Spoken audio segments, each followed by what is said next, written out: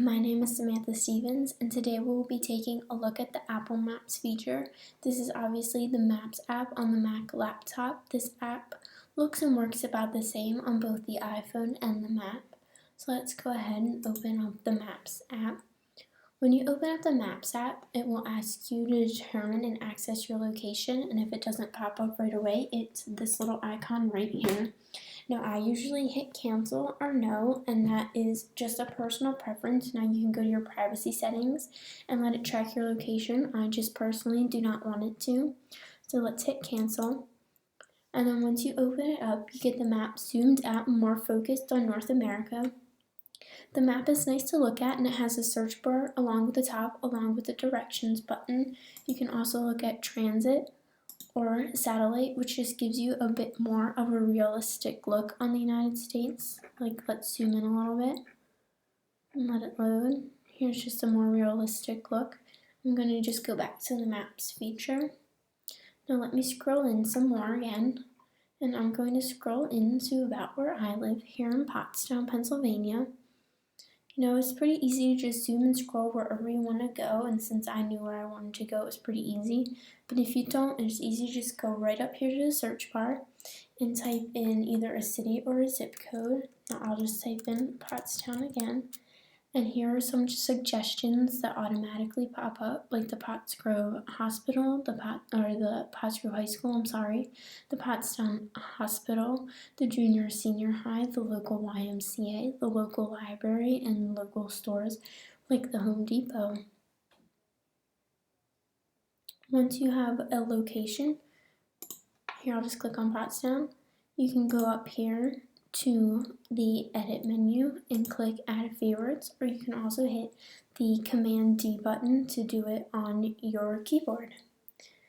Now I have scrolled in some more so that you can see more of the map, and here's a major highway, and if we go down here to show, you can show traffic, and we can even show it as a 3D map, which works better if you're a bit more zoomed in.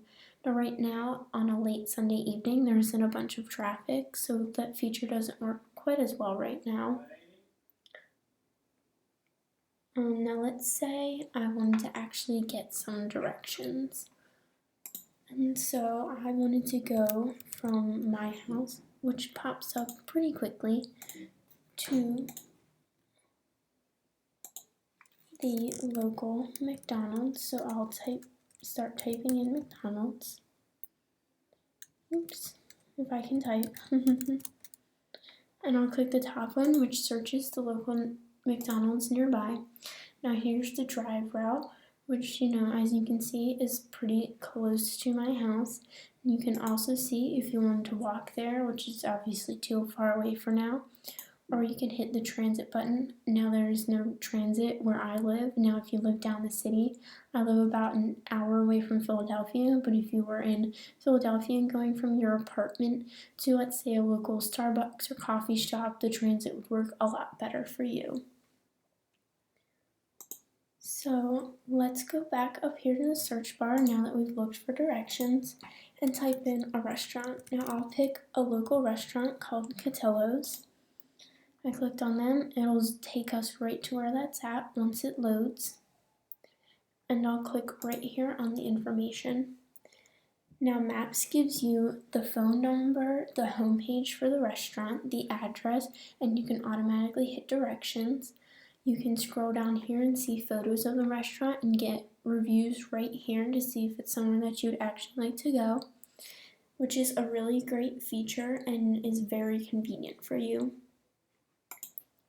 Overall, I think Apple Maps is very easy to use because it is so simple and straightforward. You know, the search tab and the directions tab being right at the top were a good choice by designers, and it helped my experience because it just kept things simple and I didn't have to search around and try and find what I was looking for. But one thing that I think could be improved upon is I feel like information is a bit sparse. When you zoom out some like this, it's kind of hard to see things unless you're zoomed, you know, right on top of them, which on the Google Maps, when you scroll out, it shows you a bit more information. So I think that's one thing Apple Maps could try and catch up upon. But other than that, it's just a really great app overall, and I'm pretty impressed by it. Thank you for following along.